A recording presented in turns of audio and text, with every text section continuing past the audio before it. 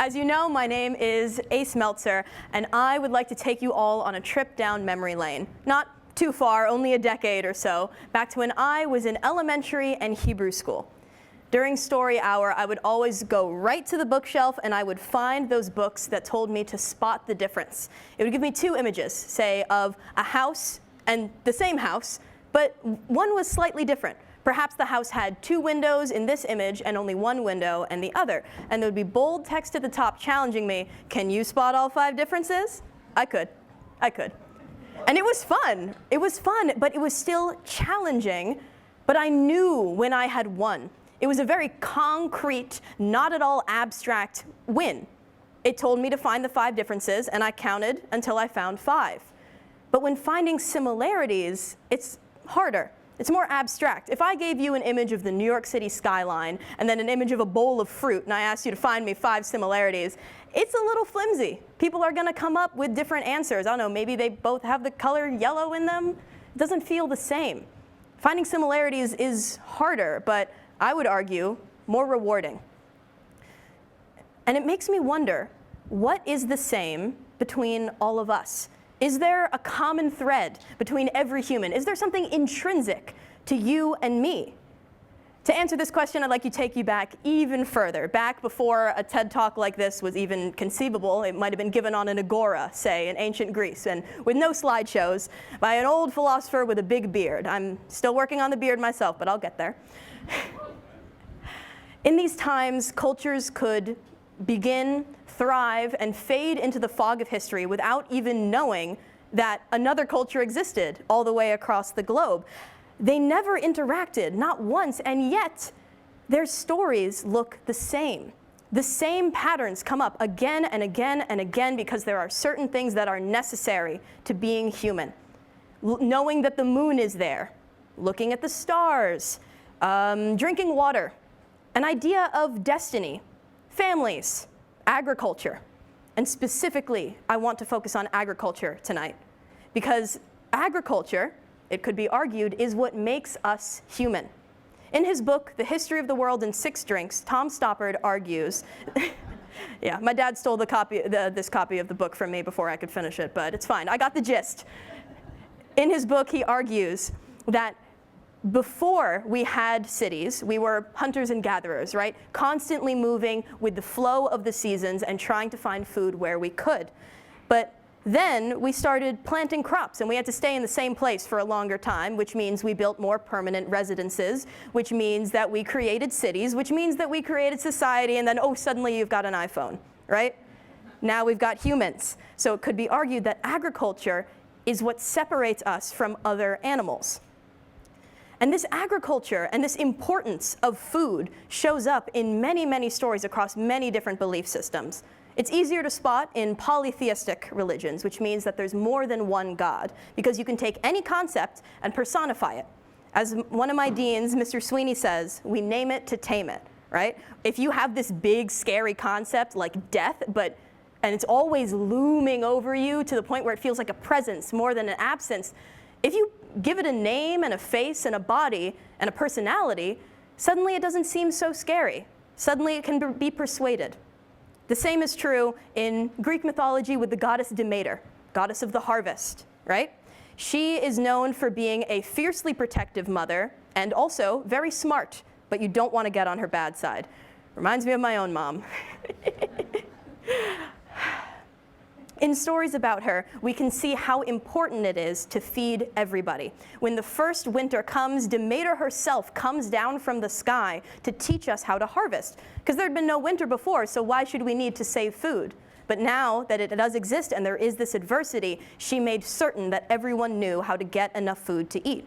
Also, in Norse mythology, we have the god Freyr, who performed much a similar purpose. I know that if I were living in these times and I'd spent all day doing back-breaking labor trying to get scrounge up enough food for my family and my community to eat, and then I get home and there's nothing to do but sit on my hands. Maybe we're later into the harvest season and I don't need to constantly be in the fields anymore. I have all this anxious energy. Even right now, I'm nervous and I'm moving my hands around a lot because it makes me feel like I'm doing something, right? I'm sure we've all experienced this nervous pacing back and forth. The worst thing is to be stuck in an uncertain situation after you've done all the work you can because you have no more control over the situation. So what do? You pray. Or you come up with rituals, right? Maybe sacrificing a goat to Demeter will make you feel better about your crops because Lord knows you can't control the weather. This same pattern is also existent in monotheistic religions, which means there's only one God, but it's a little bit harder to find because of the aforementioned one God rule. You can't just personify everything because that would be just a little bit blasphemous. So you gotta look a little closer. For example, in the Old Testament, specifically in the chapter Leviticus, the book of rules, there is a law that says you shall not reap your crops twice and you shall leave the corners alone. Because if you miss something while you're picking your fruits or your grain, clearly your basket is full enough that you didn't need it. And then the less fortunate will be allowed into the field to take whatever they need to survive. It was clear that the most important thing was not, no, I grew these crops, they're mine, even if I don't need all of them. The most important thing was making sure that everyone had enough to eat. Absolutely everyone in the community was vital, even if they did not have the resources to farm their own food.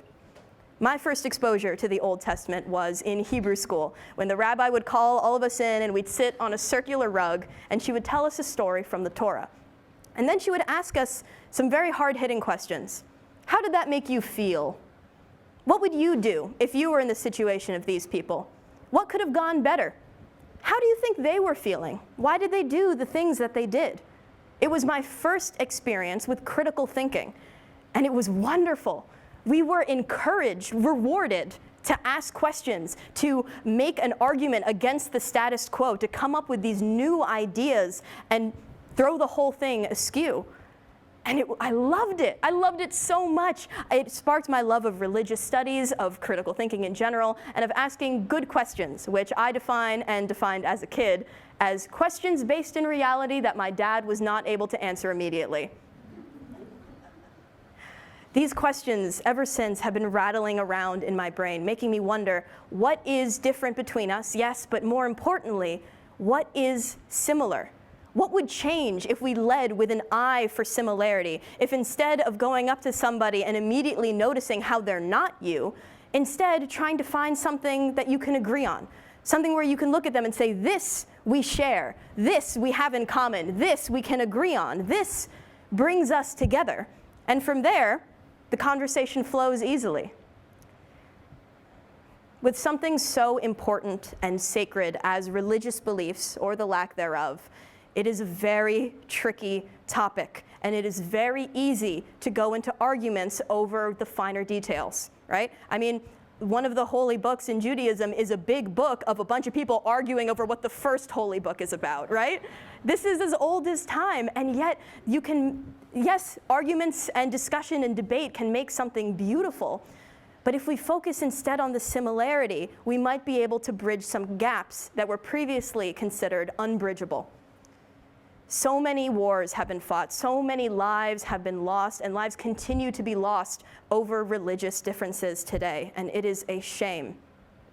But if instead we led with a quest for finding commonality, I firmly believe that we would be able to accomplish so much good. There is always, always a common thread between all people, and it is our responsibility, our duty as free-thinking humans to find that thread, hold it tight, and use it to weave a new future for humanity.